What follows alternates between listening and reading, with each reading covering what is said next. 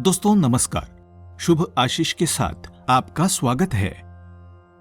शालिग्राम एक प्रकार का जीवाश्म पत्थर है जिसका प्रयोग परमेश्वर के प्रतिनिधि के रूप में भगवान का आवाहन करने के लिए किया जाता है। शालिग्राम आमतौर पर पवित्र नदी की तली या किनारों से एकत्र किया जाता है।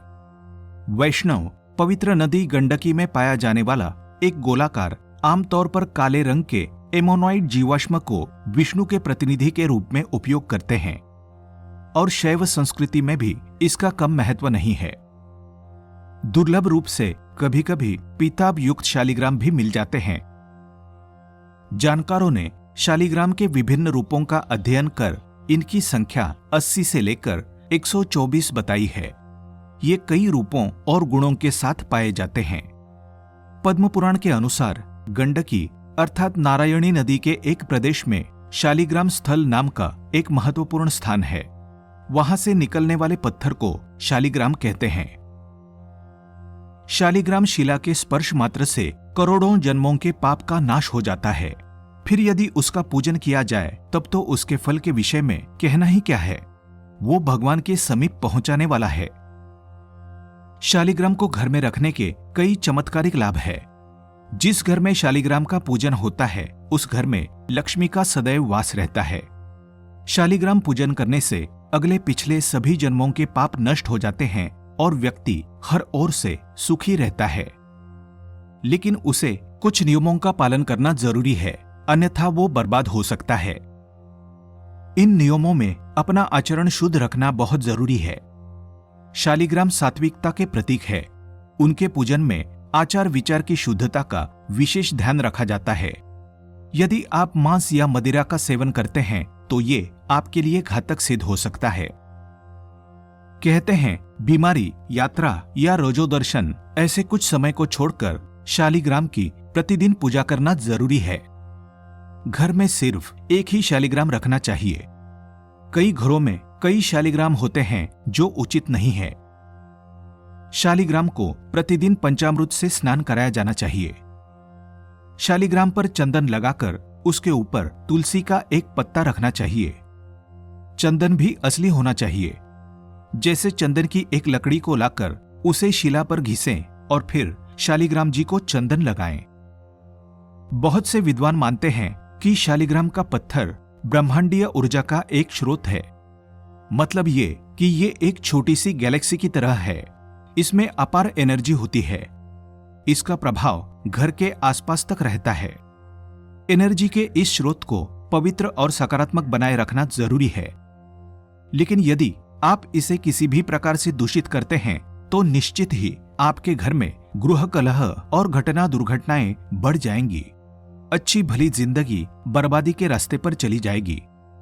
यदि आप खुद को मांस, मदिरा, गाली गलोच, स्त्री अपमान आदि जैसी बुराइयों से दूर नहीं रखते हैं और इन नियमों का पालन नहीं करते हैं तो आपको शालिग्राम को कभी घर में नहीं लाना चाहिए। आगे बढ़ने से पहले आप सभी से निवेदन है, इस वीडियो को लाइक करें, अपने दोस्तों रिश्तेदारों से साझा करें और ऐसे ही ज्ञानवर्धक वीडियो देखने के लिए हमारे चैनल को सब्सक्राइब करके बेल आइकन प्रेस करें। पुराणों में शालिग्राम के विषय में एक कथा वर्णित है। इस कथा के अनुसार एक वृंदा नामक सती स्त्री थी जिसने अपने पति जालंधर और अन्य कथा के अनुसार शंखचूड़ को विष्णु जी द्वारा छल पूर्वक मार दिए जाने पर यह श्राप दिया था। वृंदा ने कहा था कि तुमने मेरा सतीत्व भंग किया है, अतः तुम पत्थर के बनोगे। इस तरह विष्णु भगवान पत्थर के बन गए। तब भगवान विष्णु ने कहा, हे वृंदा, ये तुम्हारे सतीत्व का फल है कि तुम तुलसी का पौधा और गंडकी नदी बनकर मेरे साथ रहोगी। मैं यही गंडकी नदी के किनारे तुम्हारे साथ रहूंगा। जो मनुष्य एकादशी के दिन तुम्हारे साथ मेरा विवाह करेगा और द्वादशी के दिन शालिग्राम से विवाह करेगा वो परम धाम को प्राप्त होगा। इस प्रकार तुलसी शालिग्राम विवाह करवाने से मोक्ष की प्राप्ति होती है। भगवान शालिग्राम श्री नारायण का साक्षात स्वरूप माने जाते हैं। शास्त्रानुसार त्रिदेव में से दो भगवान शिव और विष्णु दोनों ने जगत कल्याण के लिए पार्थिव रूप धारण किया था। इसलिए इनके पार्थिव रूप की पूजा होती है, जिसमें प्राण प्रतिष्ठा की आवश्यकता नहीं होती। शालिग्राम को एक मूल्यवान पत्थर माना गया है, इसलिए इसे बहुत सहेज कर रखा जाता है। मान्यता है कि शालिग्राम के भीतर स्वर्ण भी होता है, इसलिए चोरी होने से बचाना चाहिए। भगवान शालिग्राम का पूजन तुलसी के साथ करें, इससे रोग विकार दूर होते हैं। शालिग्राम तुलसी अर्पित करने से तुरंत प्रसन्न होते हैं और घर में पवित्रता आती है। शालिग्राम और तुलसी का विवाह करने से आपके कलह, पाप, दुख और रोग दूर होते हैं। तुलसी शालिग्राम विवाह से कन्यादान का पुण्य प्राप्त होता है। पूजन में शालिग्राम को स्नान कराकर चंदन लगाकर तुलसी दल अर्पित करना चाहिए और चरणामृत ग्रहण करना चाहिए। पुराणों में शालिग्राम के घर में होने पर उस घर को तीर्थों से भी श्रेष्ठ बताया गया है। भगवान शिव ने भी स्कंद पुराण के कार्तिक महात्म्य में भगवान शालिग्राम की स्तुति की है।